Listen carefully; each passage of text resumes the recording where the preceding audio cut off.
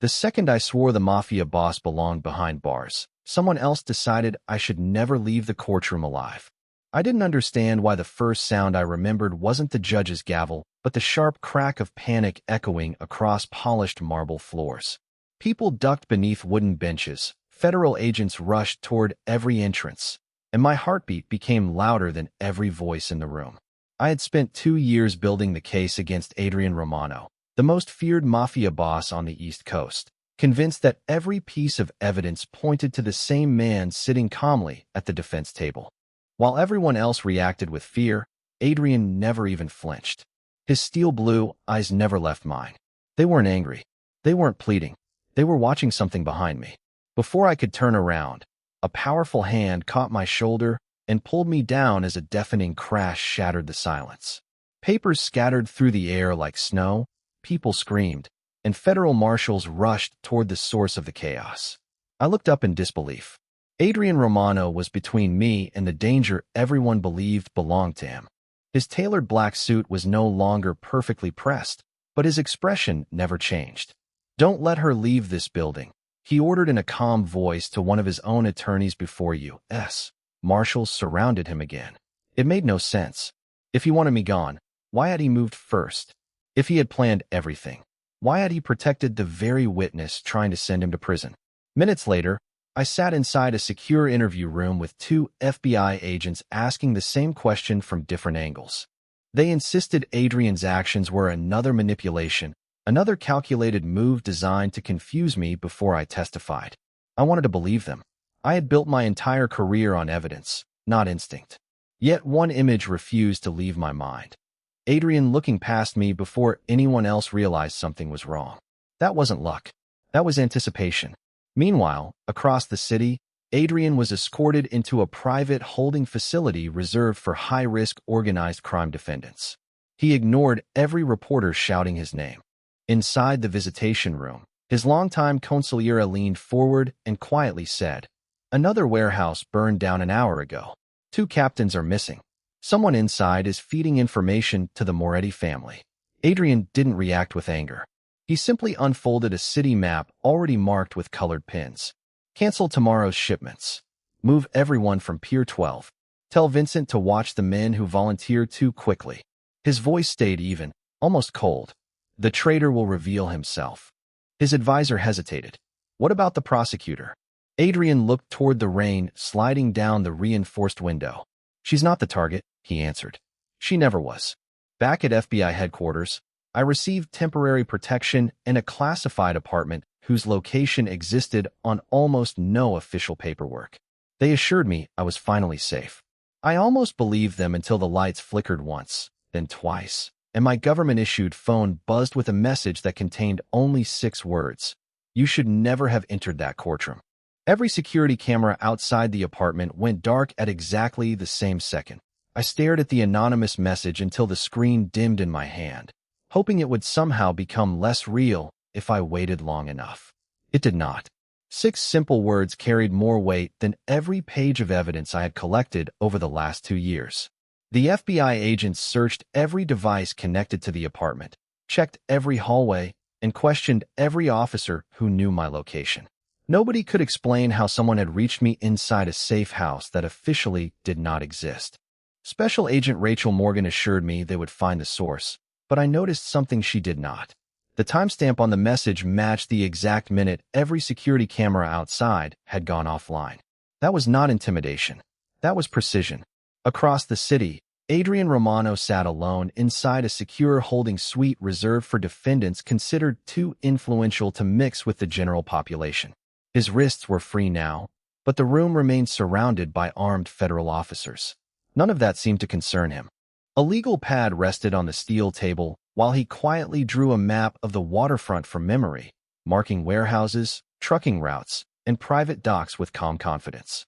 His attorney entered carrying a folder thicker than a phone book. "The prosecution believes today's incident strengthens their case," he said carefully. Adrian barely looked up. "They are looking in the wrong direction." The attorney lowered his voice. "Vincent confirmed another captain disappeared this morning. 3 shipments vanished without a trace. Somebody inside is feeding every move to the Moretti alliance." Adrian folded the paper once. Then stopped watching the enemies. Watch the people celebrating too early. Meanwhile, Rachel placed a stack of photographs in front of me. They showed Adrian arriving near several crime scenes over the past 18 months. Every location matched one of the unexplained attacks connected to my investigation. He always shows up, she said. That is not a coincidence. I nodded because the facts seemed undeniable, yet something continued bothering me. The timestamps. Adrian always appeared after I escaped, never before. If he had orchestrated everything, why would he arrive after the danger had already begun instead of preventing the entire situation from happening? I pushed the thought aside. I had spent my career trusting evidence, not impossible questions. Later that evening, Rachel left briefly to answer a call, leaving me alone with the investigation files. I opened one folder I had never examined closely because it had seemed unimportant months earlier. It contained maintenance reports from public security cameras near every incident involving me. My pulse quickened. Every camera failure happened exactly 3 minutes before each attack. 3 minutes. Every single time. Before I could call Rachel back into the room, every light inside the apartment blinked again. Emergency power activated almost instantly, but the silence that followed felt heavier than the darkness itself. My phone vibrated once more. This time there was no text, only a photograph. It showed the silver watch my late father had given me on my law school graduation day, resting on the hood of a black sedan parked less than 50 feet from the building. I was wearing the watch on my wrist. Someone had taken that picture only moments earlier, which meant whoever was hunting me was already outside, watching every move I made while believing I still had no idea they had found me again. Rachel Morgan burst back into the room before I could show her the photograph. One look at my face told her something had changed. She took my phone, studied the image in silence, then immediately ordered every agent in the building to lock down the perimeter. They searched every parking space, every rooftop, every alley within 3 blocks. The black sedan was gone before anyone reached the street. It was as though whoever had taken the photograph had wanted only one thing: for me to know they could reach me whenever they wanted. Rachel insisted we relocate before dawn. As we drove through the sleeping city inside an unmarked sport utility vehicle, I watched the skyline disappear behind sheets of cold rain. Someone had breached a classified safe house without leaving a fingerprint, a camera recording, or a witness. That level of planning belonged to professionals, not ordinary criminals. At the same hour, Adrian Romano entered the private conference room inside one of his hidden properties beneath an old shipping office near the waterfront. Every capo in the Romano family sat around the long oak table. Nobody spoke until Adrian quietly placed 3 sealed envelopes in front of them. Each envelope contains the location of tomorrow's shipment, he said without raising his voice. Each location is different. Only one is real. No one questioned him. No one dared. The meeting ended less than 5 minutes later. Adrian remained alone, staring at a wall-sized map covered with colored pins and handwritten notes. Vincent stepped beside him. "Do you think the traitor will move tonight?" Adrian folded his arms. "If he is still alive by sunrise, we chose the wrong man."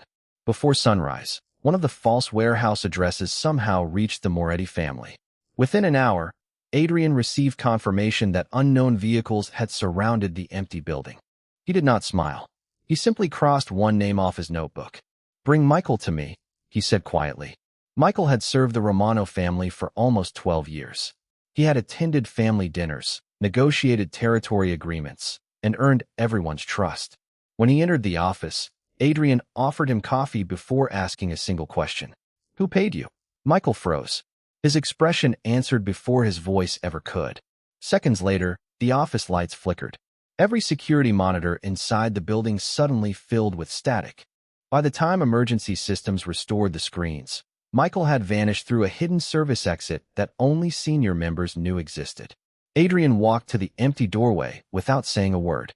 "He did not escape," he finally said. Someone opened the path for him.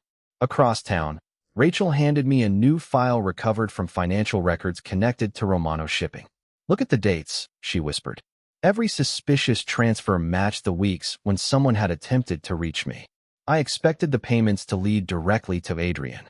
Instead, every transaction stopped just short of his approval. Somebody inside his organization had been moving millions of dollars while carefully avoiding his signature. For the first time since this investigation began, a question terrified me more than Adrian Romano ever had. What if the most dangerous person in this entire case was someone even the Mafia boss had not found yet? Sleep became impossible after that night. Every time I closed my eyes, I saw the photograph of my father's watch and wondered whether the person who had taken it had been watching me for days or for years. Rachel noticed the exhaustion on my face, but never said anything.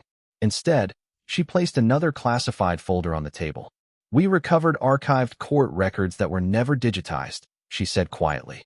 "Most of them were sealed more than a decade ago." I opened the first page, expecting another connection to Adrian Romano. Instead, I found my father's signature. My heart stopped. My father had represented a confidential witness in a federal investigation involving organized crime nearly 10 years earlier. The witness's identity had been permanently redacted, but one handwritten note remained in the margin. "Case transferred after security compromise." Every other page had been removed. Rachel frowned. Someone wanted this history erased. I could barely hear her. I had spent years believing my father practiced ordinary corporate law before his sudden death. He had never mentioned organized crime, never mentioned witness protection, never mentioned Adrian Romano. Across the city, Adrian studied a different collection of old files stored inside a hidden archive beneath Romano headquarters. Dust-covered boxes that had not been opened in years surrounded him. Vincent carried in a faded photograph sealed inside a plastic evidence sleeve. "We finally found it," he said. Adrian carefully removed the picture and stared at two younger men standing outside a courthouse under bright summer sunlight. One wore an expensive suit with the confidence of someone born into power. The other smiled while holding a leather briefcase. Adrian slowly traced the second man's face with one finger. "Thomas Carter," he whispered. "He should have walked away when I told him to." Vincent looked confused. "You knew Emily's father that well?" Adrian answered without looking up. "Better than she ever will." Before Vincent could ask another question, one of Adrian's trusted lieutenants rushed into the room. "The Moretti family just abandoned 3 safe houses without warning. They are moving toward something bigger." Adrian folded the photograph and slipped it inside his jacket. "They are not running," he said calmly. "They are searching." "Searching for what?" Vincent asked. Adrian's expression hardened. "For the same file Thomas Carter died trying to keep hidden." At FBI headquarters, curiosity overcame caution. While Rachel stepped into another meeting, I searched every available archive using my father's name together with Romano. Hundreds of ordinary legal documents appeared. Then one restricted record briefly flashed across the screen before disappearing behind an authorization warning. I only caught a single sentence before access was denied.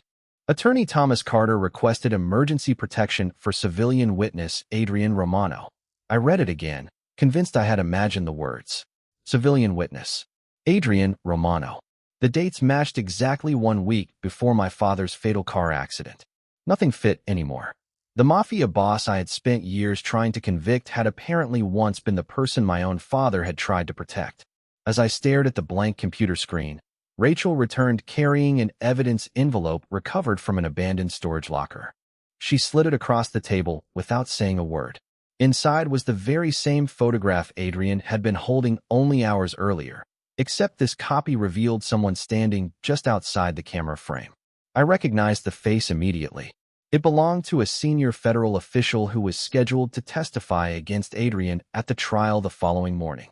The next morning, the city felt strangely quiet, the kind of silence that usually arrived before everything changed. Rachel and I sat inside a secured conference room, reviewing the newly recovered evidence for what felt like the 100th time. The photograph from the storage locker refused to leave my thoughts. The senior federal official standing beside my father had built his entire reputation on fighting organized crime, yet his name had never appeared anywhere in the original investigation files. "Someone removed him from history," Rachel whispered. Before I could answer, every screen inside the room lit up with breaking news. 3 commercial warehouses connected to the Romano shipping network had been raided overnight by rival organizations, while 2 long-established businesses loyal to Adrian had suddenly announced they were changing ownership. None of it looked random. It looked coordinated. Rachel muted the television. Your testimony is shaking more than one criminal organization. Across town, Adrian Romano stood at the top floor of his headquarters, overlooking the harbor through floor-to-ceiling windows. Cargo ships moved slowly across the gray water while trusted captains waited around the conference table. Nobody spoke until Adrian quietly placed a single ledger in front of them. "Someone has been selling our routes for months," he said. "They are not stealing money. They are creating chaos." One captain insisted the attacks came from the Moretti family. Adrian slowly shook his head. Moretti does not think this far ahead. He opened the ledger to a page filled with coded entries. Every stolen shipment had one thing in common. Each had traveled near places where Emily had later been attacked or threatened. Adrian finally understood what the enemy had been building. The attacks on his business had never been the objective. They had only created distractions while someone silently closed the circle around Emily. Vincent leaned closer. If they are willing to sacrifice millions of dollars just to reach one prosecutor, then she must possess something far more valuable than she realizes. Adrian closed the ledger. "Exactly. At the federal building, I continued reading through the files connected to my father. One receipt caught my attention because it seemed completely ordinary. It showed he had rented a private storage unit only 4 days before his death, but the listed unit number had been crossed out by hand. Rachel immediately requested the original rental records. The manager confirmed the locker had been emptied years earlier by someone presenting federal identification, yet no agency could explain who had authorized the removal. Before we could investigate further, Rachel received another urgent call. A confidential witness connected to the Romano investigation had disappeared while under government supervision without leaving behind any sign of where he had gone. My stomach tightened. This was no longer a case about one mafia boss standing trial. Somebody was systematically removing every person connected to events that had happened 10 years earlier. As evening settled over Manhattan, Adrian received a coded message delivered through one of his oldest contacts. There were only 2 sentences written on the paper. "The key is not the witness. The key is what her father left behind." Adrian read it once before quietly burning the note inside a crystal ashtray. He looked toward the dark skyline and gave Vincent a simple order. "Find the storage unit before the government does." At that exact moment, Rachel's computer finally unlocked a forgotten archive, revealing the missing locker number and one additional detail that made my blood run cold. The storage unit had been transferred into my name on my 21st birthday without anyone ever telling me it existed. The storage unit sat inside an aging brick warehouse on the west side of Manhattan, surrounded by ordinary businesses that gave no hint they were protecting secrets older than a decade. Rachel insisted on bringing a full federal team, but even she admitted something felt wrong. The rental records showed nobody had entered the unit since it had been transferred into my name 7 years earlier, yet fresh tire marks covered the concrete outside the loading dock. Someone had been there recently. As we stepped inside, I expected dust and forgotten boxes. Instead, the narrow hallway smelled faintly of fresh paint. Several storage doors had been replaced within the past week. Rachel immediately ordered technicians to examine the security system. The manager looked genuinely confused. According to his records, no maintenance had been scheduled. Across the city, Adrian Romano had already reached the same conclusion hours earlier. Sitting inside the back seat of a black sedan, he studied satellite photographs of the warehouse, while Vincent reviewed updates from trusted men positioned across the neighborhood. 3 unfamiliar vehicles arrived before sunrise, Vincent reported. None of them stayed longer than 5 minutes. Adrian nodded once. They were not searching. Then what were they doing? Vincent asked. Adrian folded the photographs and looked toward the skyline. Preparing an ambush for whoever opens that locker. He gave another quiet order. Keep our people invisible. If federal agents see us first, we lose. If the enemy reaches Emily first, we lose even more. Back inside the warehouse, the lock on my storage unit finally clicked open. I expected stacks of legal files or hidden cash. Instead, there was only a single steel box resting on a wooden shelf beside an old leather briefcase covered in dust. My hands trembled as I opened the briefcase. Inside were handwritten journals, several cassette recordings, and a sealed envelope addressed in my father's unmistakable handwriting. Emily, open this only if Adrian Romano is still alive. I could not breathe. Rachel stared at the envelope in disbelief. He expected this day, she whispered. Before I could break the seal, every light inside the building suddenly went dark. Emergency lights flickered on seconds later, casting long shadows across the hallway. Agents rushed to secure every entrance while technicians shouted that someone had remotely disabled the main power grid. We waited, listening to the silence. No footsteps, no voices, just the distant hum of backup generators. Then the emergency lights returned to full brightness as though nothing had happened. Rachel ordered an immediate evacuation. We grabbed the steel box and the briefcase before leaving through a secured exit. Halfway to the armored vehicle, I noticed something taped beneath the windshield wiper. It was a plain white card containing only one sentence. "You opened the wrong box." Rachel looked around the parking lot, but there was nobody close enough to have left it without being seen. Miles away, Adrian received confirmation that Emily had safely left the warehouse. For the first time in days, he allowed himself a slow breath before opening a message delivered through his encrypted network. It contained a single photograph taken less than 5 minutes earlier. The image showed the inside of Emily's storage unit before the FBI arrived, and the steel box sitting on the shelf had been completely different. Someone had switched it just before she opened the door, meaning the real secret Thomas Carter died protecting was still missing, and whoever possessed it was now one step ahead of both the Federal Bureau of Investigation and the Romano family. The courtroom felt colder than I remembered when the trial resumed 2 days later. Reporters filled every available seat. Federal agents lined the walls, and every pair of eyes seemed fixed on Adrian Romano, as though they had already decided the ending before a single witness spoke. I tried to do the same. I reminded myself that facts mattered more than feelings, evidence more than unanswered questions. Yet the sealed envelope from my father remained inside my briefcase because I could not bring myself to open it without understanding why he had trusted a mafia boss enough to write his name into our family's final secret. The prosecution called another witness, a former financial consultant connected to Romano shipping. He confidently described hidden accounts, coded transfers, and suspicious transactions. At first, everything sounded convincing, until Rachel quietly leaned toward me and slid a printed spreadsheet across the table. Every transfer the witness described had been approved during dates Adrian had been in federal custody on unrelated charges. The timeline simply did not work. Someone had copied Romano's financial network while carefully removing the person truly responsible. Across the room, Adrian noticed the same realization spreading across my face. He did not smile or acknowledge me. He simply leaned toward his attorney and whispered something too quietly for anyone else to hear. Minutes later, the defense requested permission to introduce newly recovered shipping logs. The judge allowed it.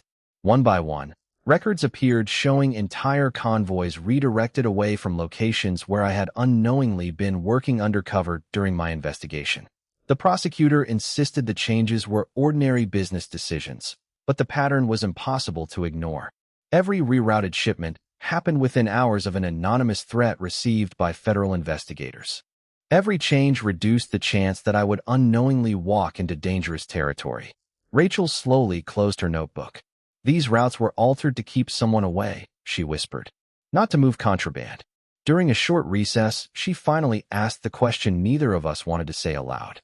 "Emily, did Adrian ever contact you directly before this trial?" I searched my memory. Anonymous warnings. Unexpected delays. Meetings that had been mysteriously canceled. Once, even a flat tire that had ruined an entire surveillance operation I had considered bad luck at the time. "No," I answered honestly.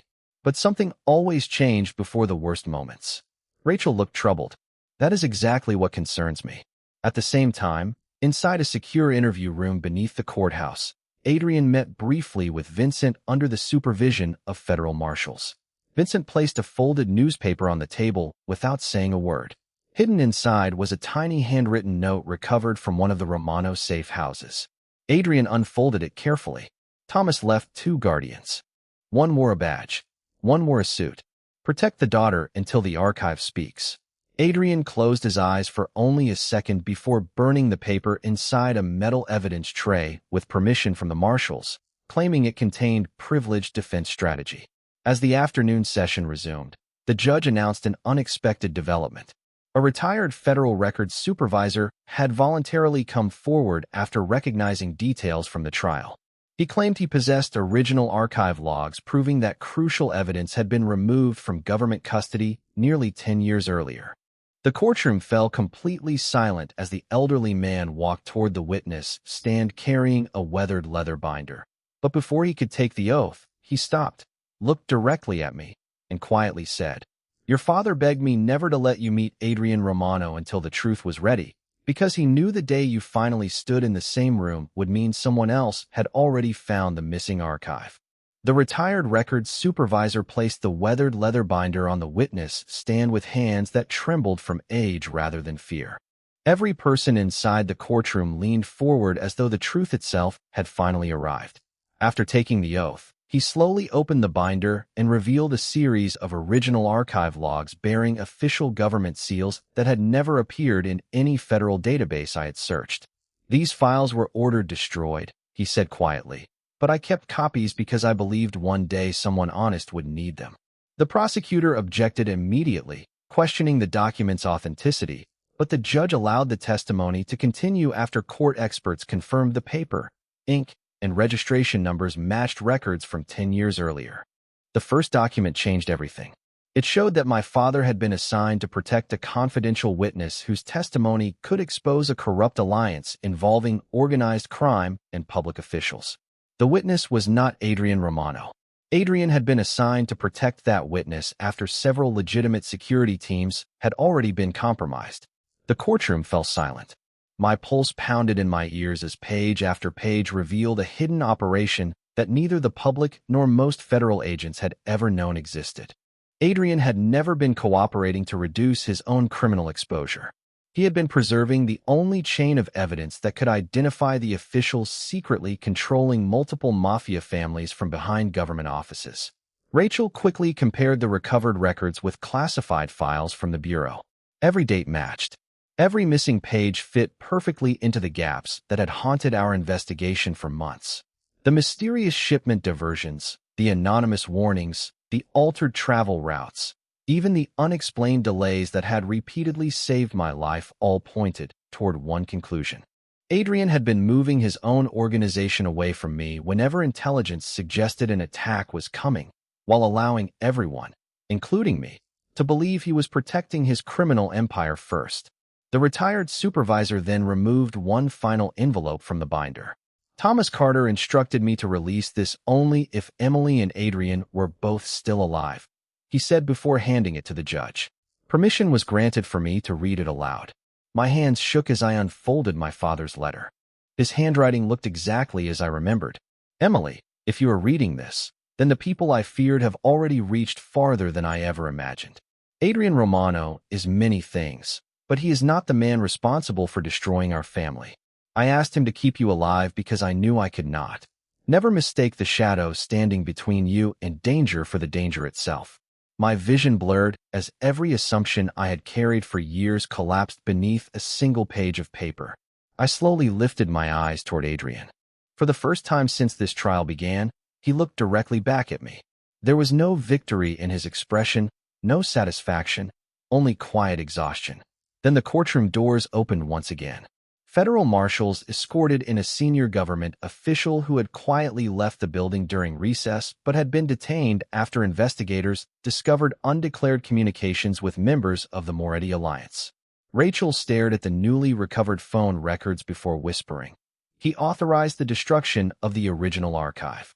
The judge immediately suspended the proceedings to review the explosive evidence, but before anyone could leave, Adrian calmly spoke for the first time that day. "The archive was never the end of their plan," he said. "It was only the map."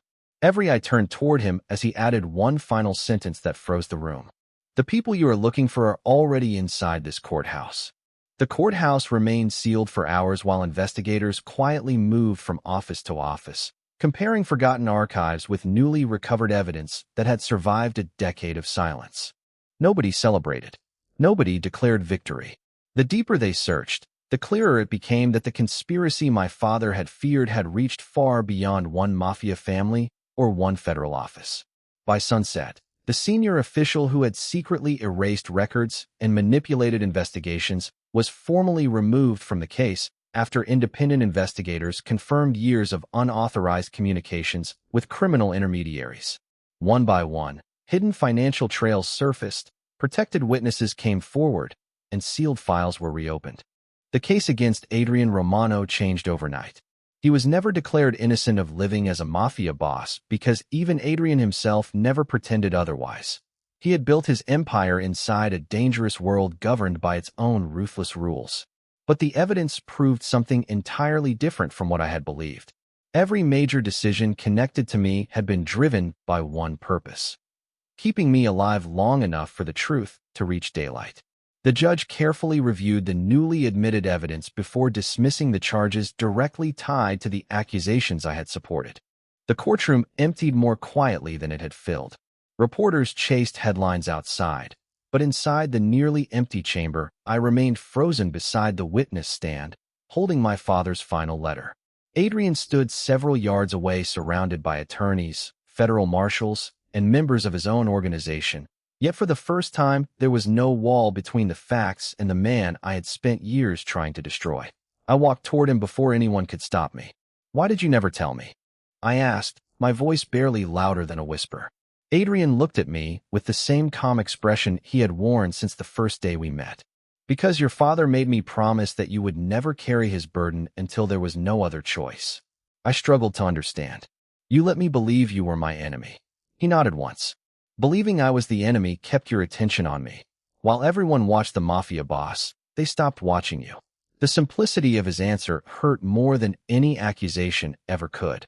He had accepted suspicion, public hatred, and the possibility of spending the rest of his life behind bars because breaking one promise would have exposed me to people who had hidden in plain sight for 10 years. Outside, the first rays of evening sunlight reflected across the courthouse steps as Adrian was escorted toward a waiting vehicle. He remained the head of the Romano family. He did not abandon his organization, surrender his authority, or pretend the world he ruled had suddenly become clean. That was never who he was. He was still a mafia boss, respected by his allies, feared by his rivals, and burdened by choices few people would ever understand. Weeks later, after the reopened investigation officially cleared my father's name and restored the records that had been erased, I visited his grave carrying the silver watch he had given me on my law school graduation day. Beneath the flowers rested a small envelope with no stamp and no signature. Inside was a single handwritten note: "Keep fighting for the law. I will keep making certain you live long enough to do it." I smiled through quiet tears because I recognized the handwriting immediately. Looking across the distant skyline, I finally understood something my father had known long before I did. Sometimes the man standing in the shadows is not hiding from justice. Sometimes he is standing there so justice has the chance to survive.